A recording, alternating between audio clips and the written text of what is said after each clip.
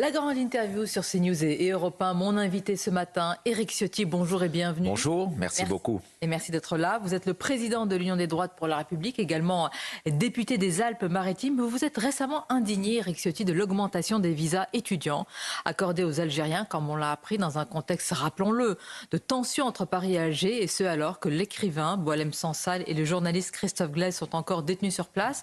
Le Quai d'Orsay répond vouloir sanctionner le régime et pas la population. Que pensez-vous de cette différence, de cette explication ?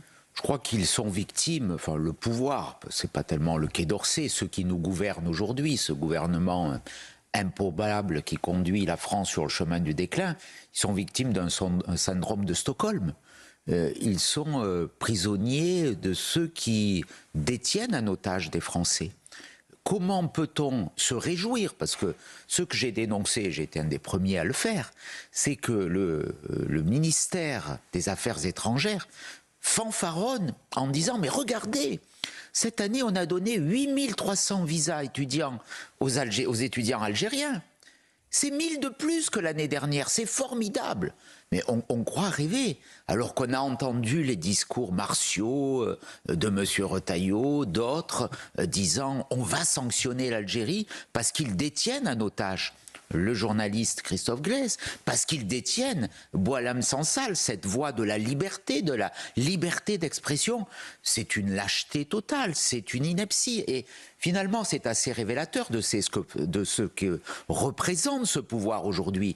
Il y a des discours forts, il y a des coups de menton et il y a des actes d'une lâcheté totale. Et aujourd'hui, c'est insupportable d'assister à ça, d'assister à l'affaissement de la France, à cette faiblesse face à un pouvoir dictatorial qui nous humilie en permanence. Quelles sont les conséquences? Est-ce que selon vous, cette immigration estudiantine qu'on connaît depuis très longtemps en France, est-ce qu'elle est devenue une véritable filière d'immigration?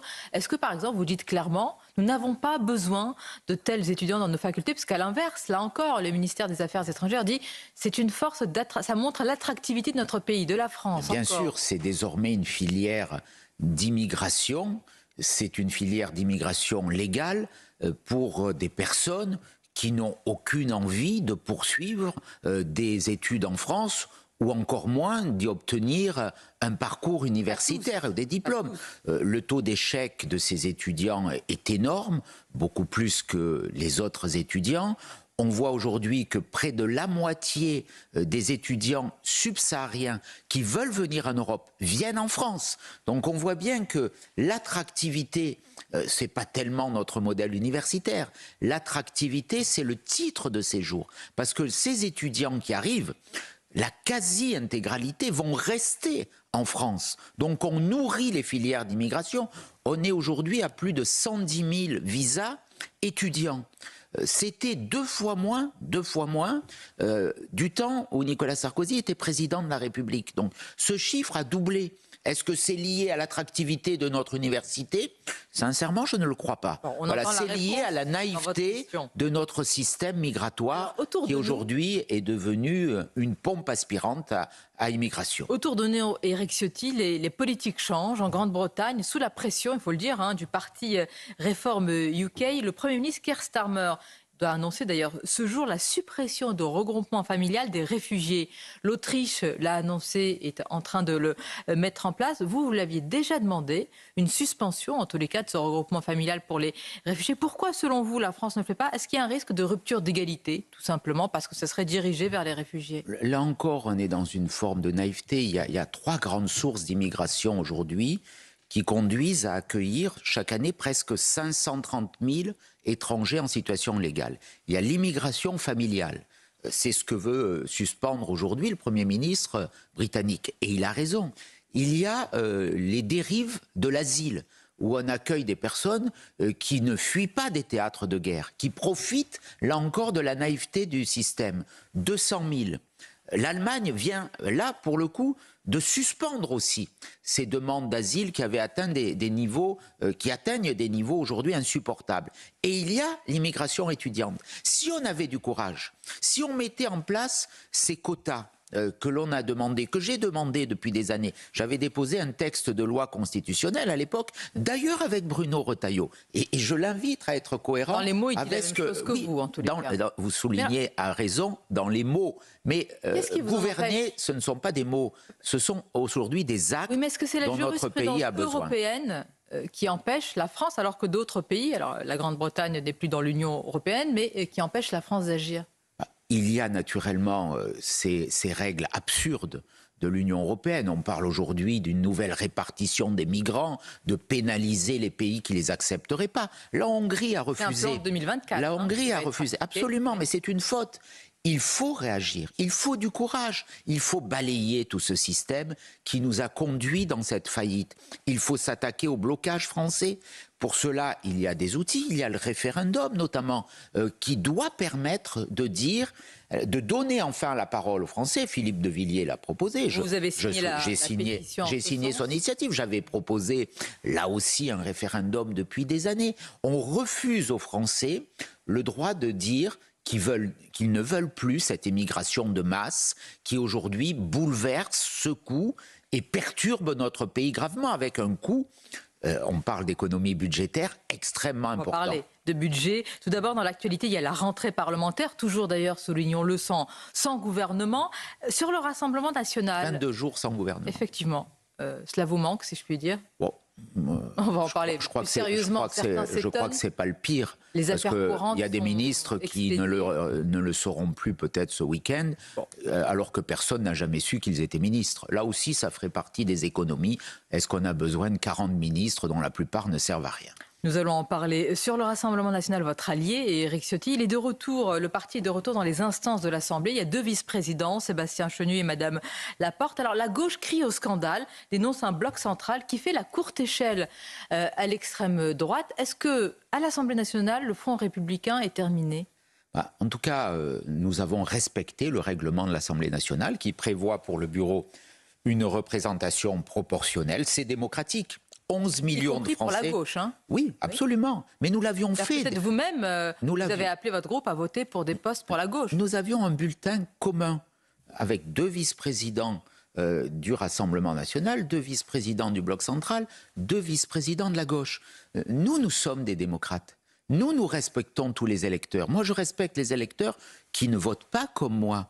Ce n'est pas le cas de la gauche. La gauche a une vision autoritaire. La gauche a une vision sectaire. Nous respectons tout le monde. C'est ce qui s'est fait hier.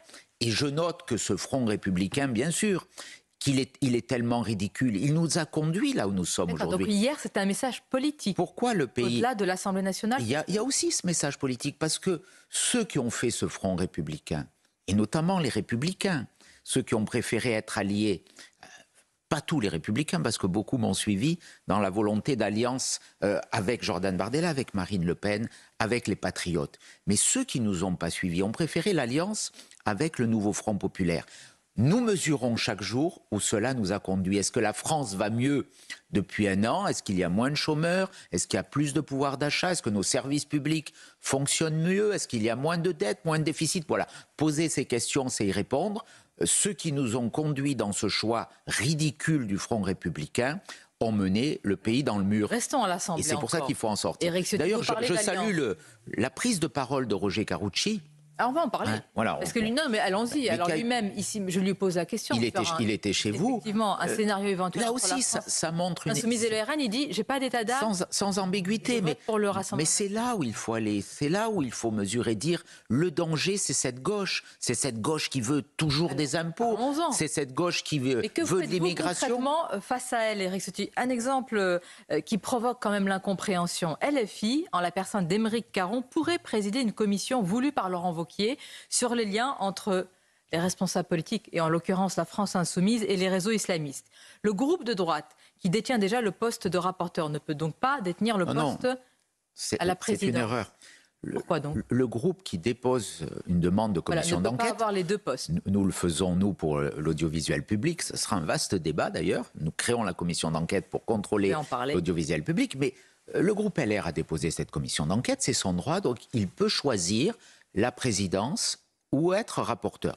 Moi, je vous dis très solennellement aujourd'hui, si M. Jeanbrun, qui a déposé cette commission d'enquête, est candidat à la présidence de cette commission d'enquête, nous voterons pour lui. Vous le soutenez. En contrepartie, nous avons demandé que M. Mathieu Bloch, qui est député du Doubs, puisse devenir rapporteur. C'est une proposition que nous avons fait par écrit.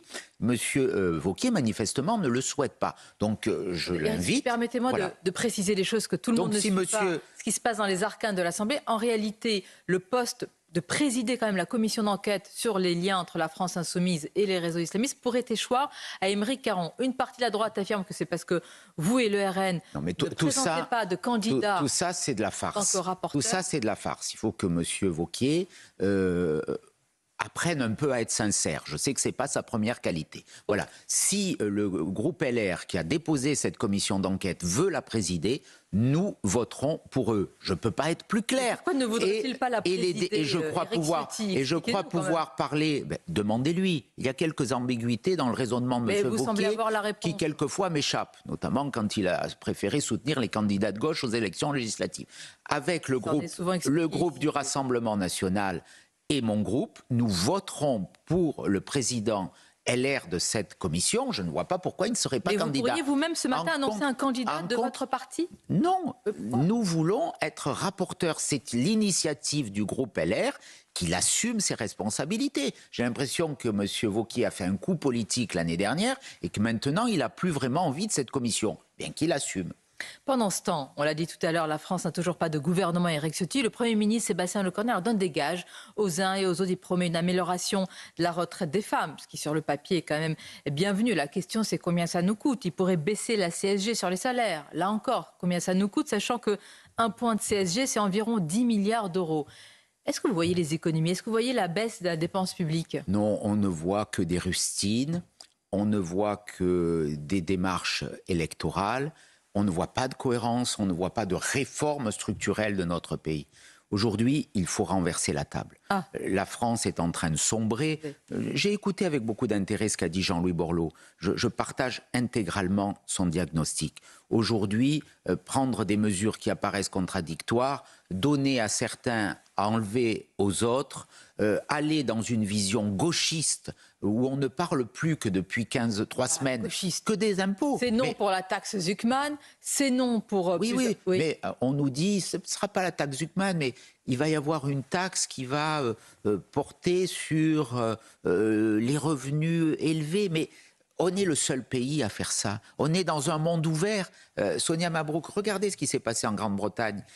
Toutes les grandes fortunes sont parties, notamment vers l'Italie, parce qu'il y a un système fiscal délirant. On est en train de produire ce nouveau On système. peut entendre ce discours. Ça peut Éric faire Ciotti. plaisir de dire on va prendre, Gauchiste. on va prendre le plus, un peu Gauchiste, plus le à gouvernement. ceux qui ont plus. Mais qu'est-ce qu'on va faire au final? On va affaiblir nos entreprises. On veut même toucher à l'outil travail. J'ai vu des propositions délirantes. Donc moi j'appelle Mais est-ce le que- Premier attendez. ministre, je lui ai dit, allez vers les réformes. Une réforme de Éric, deux l'État, une questions. réforme Attendez, territoriale. pardonnez-moi. Allez-y. Vous voulez renverser la table, donc vous votez la censure. C'est possible que nous votions la censure. Moi, s'il y a ces mesures socialistes, s'il y a ces mesures gauchistes, s'il y a des augmentations d'impôts, si on s'attaque aux entreprises, à l'outil de travail, bien sûr, je voterai la censure et à demain. Augmenter les impôts, c'est être gauchiste. Alors quand le RN veut un impôt sur, comment dire, une version, on va dire, revisitée de l'ancien ISF, et c'est Marine Le Pen qui nous l'a expliqué ici même, avec un impôt sur la fortune immobilière, vous dites gauchiste aussi? Bah, cet impôt, c'est un changement de ce qui existe aujourd'hui. Le Rassemblement national, et ce n'est pas le point que je partage avec eux.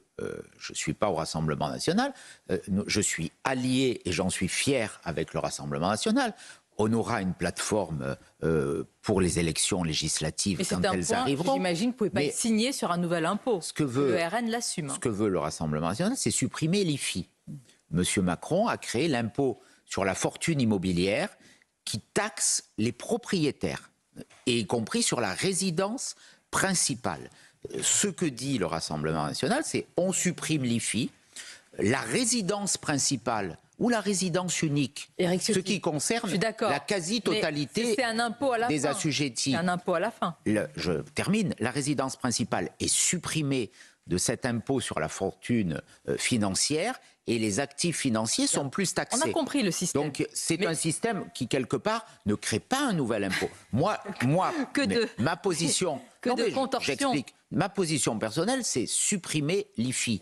C'est ne pas créer de nouvelle ISF. Je suis pour la baisse des prélèvements obligatoires. Nous sommes le pays au monde où on paye le plus d'impôts. Pardonnez-moi, Éric Ciotti, à la fin, ça fait un impôt. Mais le Rassemblement national, comme nous, souhaite la baisse des prélèvements obligatoires. Nous souhaitons la baisse des dépenses publiques, une vaste réforme de l'État, et notamment, moi, je propose 2 collectivités, la province et la commune. C'est pour l'État et pour les collectivités locales, une nouvelle organisation de tout notre appareil d'État, de tout notre appareil local. Ce sont des dizaines de milliards d'euros d'économies si on fait ces réformes. 2 questions rapides, s'il vous plaît, et si possible qui appellent des réponses rapides. Le maire de Nice, Christian Estrosi, souhaite baptiser un parvis au nom de l'ancien président Nicolas Sarkozy. Le parvis en question est une place située, ou serait une place située en face du futur grand hôtel des polices. Vous y avez vu une erreur du maire. Alors, au-delà de votre inimitié, de la compétition pour la mairie de Nice, pourquoi une telle idée vous a-t-elle heurté ? Parce que je pense que cette idée, elle est plus pour soutenir Christian Estrosi que pour soutenir Nicolas Sarkozy. C'est une instrumentalisation politique.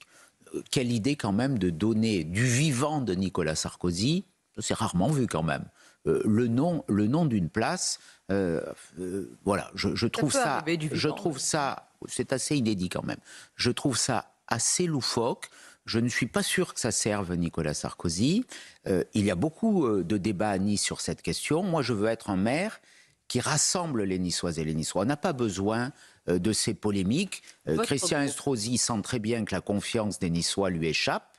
Il sent très bien que je vais gagner la mairie. Donc il essaie, alors que c'est le premier des macronistes, de vouloir donner des gages ici, plus à droite. UDR. Moi, je redis mon amitié et mon soutien dans ces moments à Nicolas Sarkozy, mais je n'instrumentalise pas Nicolas Sarkozy. Dernière question rapide, s'il vous plaît. Votre groupe UDR a annoncé hier vouloir mettre en place une commission d'enquête à l'Assemblée nationale sur la neutralité, je cite, le fonctionnement et le financement de l'audiovisuel public. En fait, vous allez recourir à votre droit de tirage pour instaurer cette commission.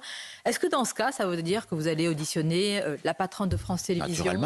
Naturellement. Des journalistes, bien sûr, des producteurs avec le groupe. Monsieur Cohen, nous auditionnerons Monsieur Legrand, nous auditionnerons les personnes qui sont financées par le service public et qui ont fait dériver le service public dans un autre cadre, tel que cela a été démontré et tel que c'est apparu, même si ça a soulevé beaucoup de débats.